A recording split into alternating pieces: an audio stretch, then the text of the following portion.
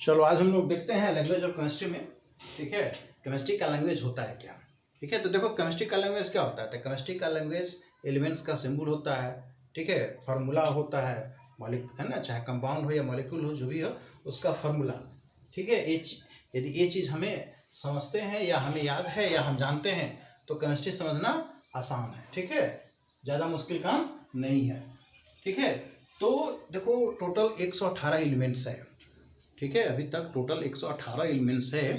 ठीक है, और 118 एलिमेंट्स के लिए, है ना, हम लोग नाम नहीं लिखते हैं। जब उसको हम लोग इक्वेशन लिखते हैं तो नाम नहीं लिखते हैं, उसके लिए एक सिंबल यूज़ करते हैं। ठीक है, तो है ना, उन सिंबलों को हमको जानना जरूरी होता है। ठीक है, तो निचले क्लास में सारे एलिमेंट्स का नाम जानना, सारे एलिमेंट्स के लिए सिंबल जानना जरूरी नहीं है, लेकिन फिर भी है ना 20, 25, 30 मालूम रहे। ठीक है, 30 के आसपास, है ना, तो हमारा काम चल जाएगा। ठीक है, तो देखो कुछ सिंबल्स हम लिख रहे हैं, है ना, उनको नोट कर लेना। जैसे देखो हाइड्रोजन के लिए H होता है, ऑक्सीजन के लिए O हो गया, नाइट्रोजन के लिए N होता है, सोडियम के लिए Na होता है, कैल्शियम के लिए Ca हो गया, क्लोरीन के लिए Cl, ठीक है, सिल्वर के लिए Ag, गोल्ड के लिए Au, ठीक है, मैग्नीशियम के लिए Mg, ठीक है, पोटेशियम के लिए K, ठीक है, आयरन के लिए Fe, एल्यूमिनियम के लिए Al, है ना, neon Ne, argon Ar, helium He, ठीक है, सल्फेट के लिए S हो गया, ठीक है, कार्बन के लिए C हो गया, कॉपर के लिए Cu हो गया। ठीक है, तो ये कुछ एलिमेंट्स है, ठीक है, जिनका एक सिंबल है ना। हाइड्रोजन के लिए H यूज करते हैं, ऑक्सीजन के लिए O, नाइट्रोजन के लिए N, सोडियम के लिए Na, कैल्शियम के लिए Ca, क्लोरीन के लिए Cl। ठीक है, देखते हैं कि ऐसे तो यदि एक ही लेटर हो तो कैपिटल लेटर लिखते हैं, है ना। यदि 2 लेटर का है तो पहला लेटर कैपिटल और दूसरा लेटर स्मॉल होता है। ठीक है, तो इस तरह से इसको याद करना हमको जरूरी होता है। ठीक है, अब कुछ का वैलेंसी भी हम लोग देख लेते हैं।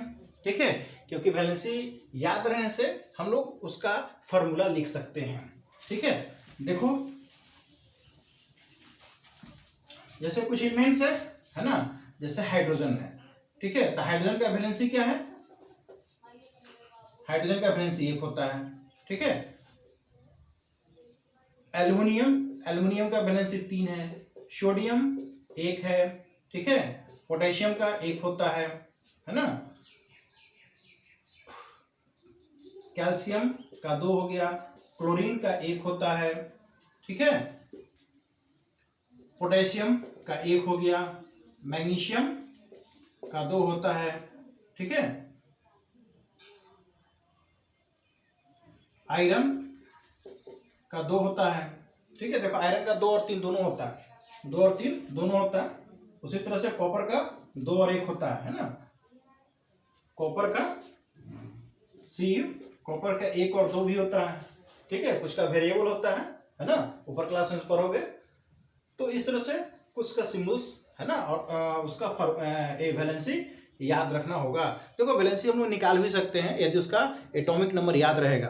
ठीक है, यदि एटॉमिक नंबर याद है तो उसका इलेक्ट्रॉनिक कन्फिगरेशन लिख करके, है ना, हम उसका वैलेंसी फाइंड आउट कर सकते हैं कि उसका वैलेंसी कितना होगा।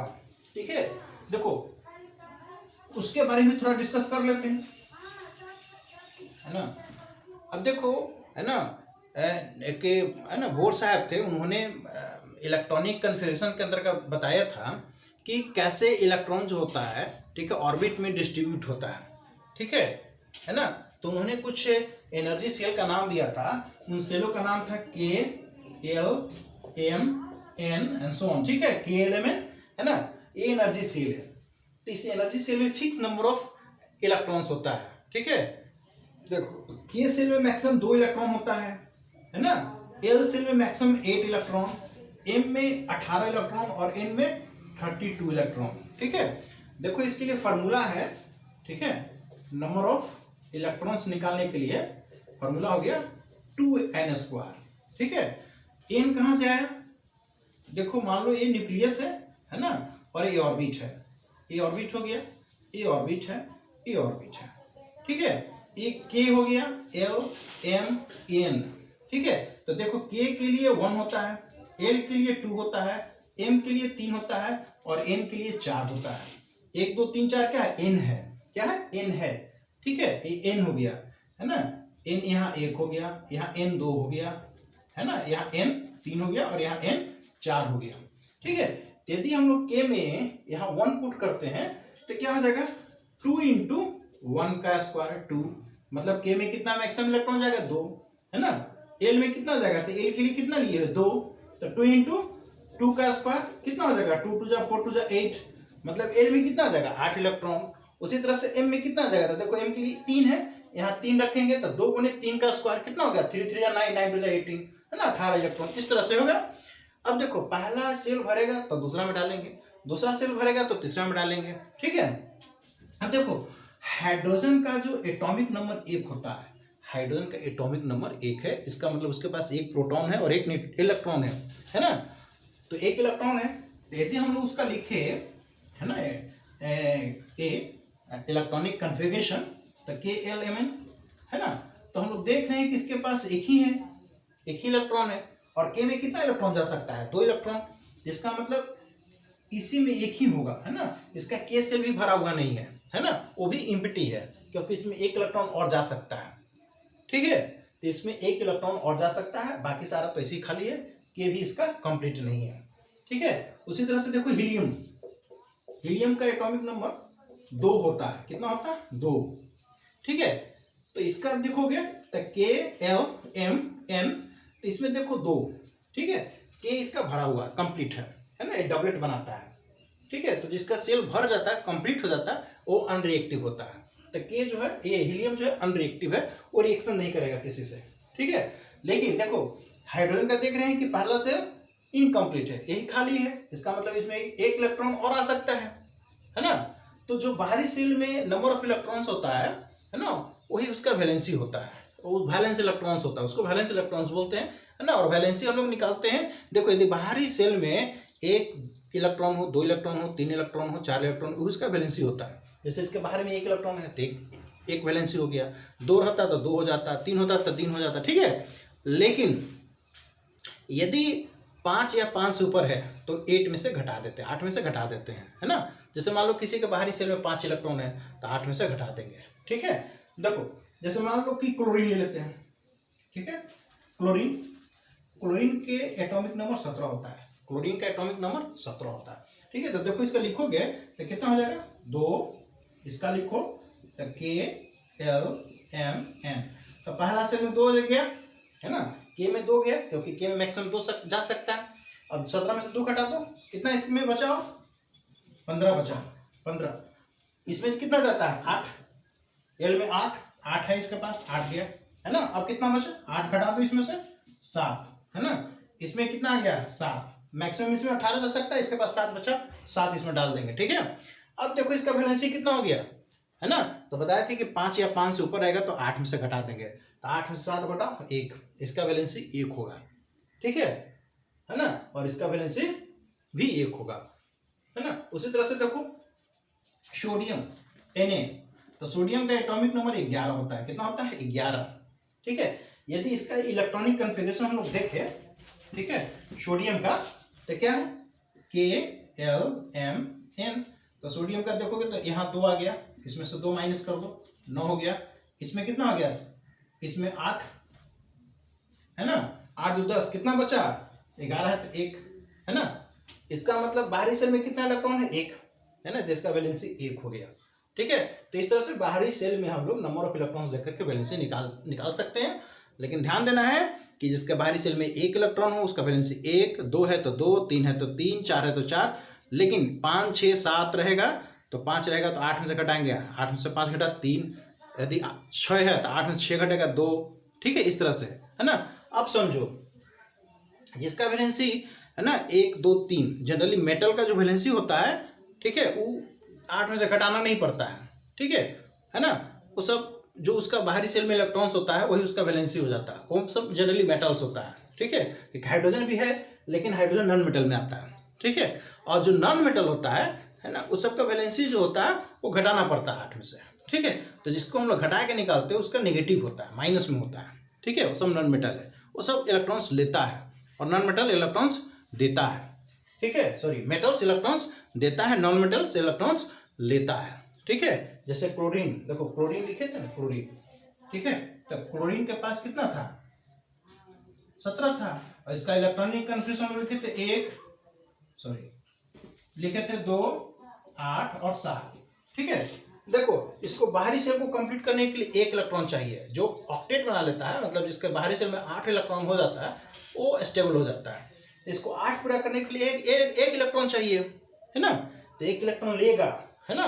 7 इलेक्ट्रॉन लूज करना भारी मुश्किल काम है इसके लिए, ठीक है ना। इसलिए 1 इलेक्ट्रॉन लेगा, तो 1 ले लेगा तो 7 और 1 8 हो जाएगा, और 1 कंप्लीट हो जाएगा, स्टेबल हो जाएगा, ठीक है। लेकिन देखो सोडियम है ना, सोडियम का देखोगे तो 2 8 1 है ना। इसको पूरा करने के लिए 7 इलेक्ट्रॉन चाहिए, 8 पूरा करने के लिए 7 चाहिए, है ना। तो 7 लेने की जगह पे क्या करेगा, 1 लूज कर देगा, वो बेहतर है ना इसके लिए है, ठीक है। 1 लूज कर देगा तो इसका 1 कंप्लीट है, स्टेबल हो जाएगा, ठीक है। तो इस तरह से हम लोग देख रहे हैं कि कोई भी है ना, या मेटल जो होता है इलेक्ट्रॉन्स लूज करता है और नॉन मेटल्स इलेक्ट्रॉन्स गेन करता है, ठीक है। इसीलिए जो नॉन मेटल्स होता है इलेक्ट्रॉन्स लूज कर करके कटायन बनाता है, मतलब पॉजिटिवली चार्ज होता है ना।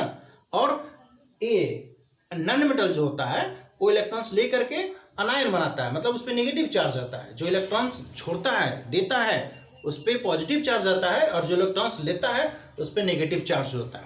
इसीलिए जब हम लोग फार्मूला लिखते हैं तो पहले मेटल लिखते हैं, फिर नॉन मेटल लिखते हैं, ठीक है।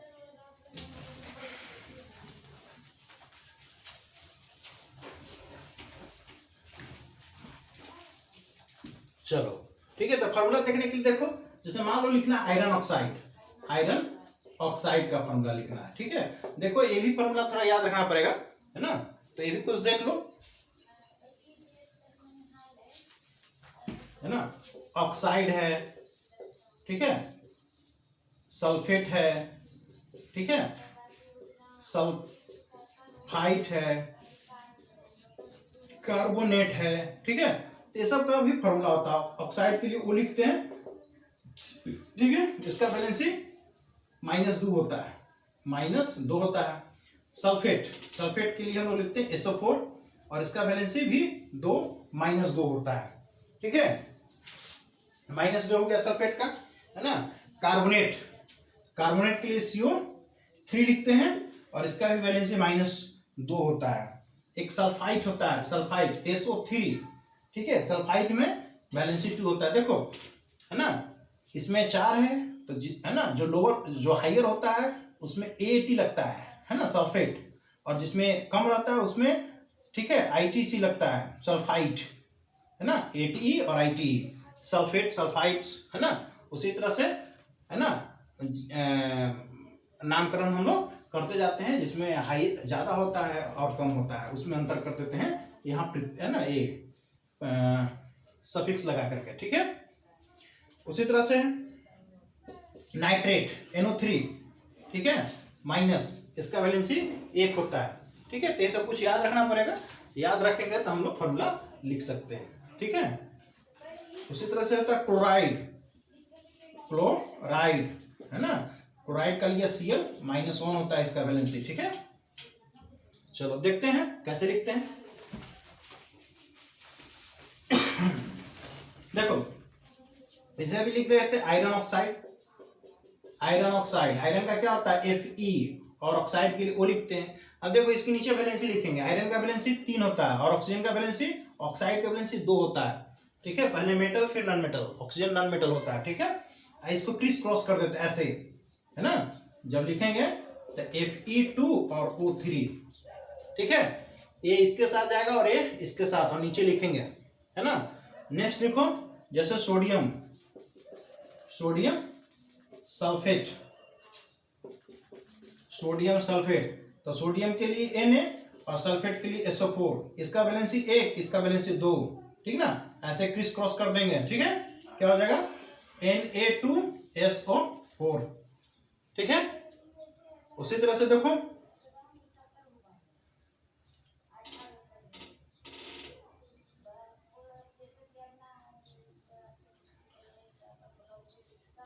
Aluminium aluminium aluminium sulphate aluminium sulphate. ठीक है, तो एल्यूमिनियम सल्फेट का क्या हो जाएगा, तो एल्यूमिनियम के लिए ए लिखते हैं और सल्फेट के लिए SO4 है ना। एल्यूमिनियम का वैलेंसी कितना होता है 3 और सल्फेट का वैलेंसी 2। इसको क्रिस क्रॉस करेंगे ऐसे जैसे भी लिख रहे थे है ना, तो क्या आ जाएगा Al। देखो एल्यूमिनियम के साथ 2 आ जाएगा है ना, और इसके साथ 3 जाएगा, लेकिन यहाँ देखो 4 भी है तो इसको ब्रैकेट में ले लेंगे SO4, इसको ब्रैकेट में लेंगे बाहर लगाएंगे 3, ठीक ना। ऐसे ये हो गया एल्यूमिनियम सल्फेट। ठीक है, तो इस तरह से हम लोग फॉर्मूला लिख सकते हैं। ठीक है, ध्यान रखना है कि पहले मेटल रखेंगे फिर नॉन मेटल। ठीक है, जैसे यहाँ मेटल है, नॉन मेटल नीचे उसका वैलेंसी लिखेंगे और फिर क्रॉस क्रॉस कर करके डाल देंगे। अब मान लो इस तरह से लिखना है। ठीक है, जैसे मैग्नीशियम ऑक्साइड है, मैग्नीशियम ऑक्साइड, मैग्नीशियम ऑक्साइड। ठीक है, तो देखो ये मैग्नीशियम हो गया और एक ऑक्साइड हो गया है ना, तो मैग्नीशियम का वैलेंसी 2 होता है और ऑक्साइड का वैलेंसी 2 होता है, तो जब 2 2 होगा तो कट जाएगा ये है ना, और MgO हो जाएगा। ठीक है, MgO, क्योंकि ये भी कट गया ये भी कट गया। ठीक है, तो जब बराबर आएगा तो काट देंगे। ठीक है, तो इस तरह से हम लोग फॉर्मूला लिख सकते हैं। ठीक है, प्रैक्टिस करो फॉर्मूला लिख करके।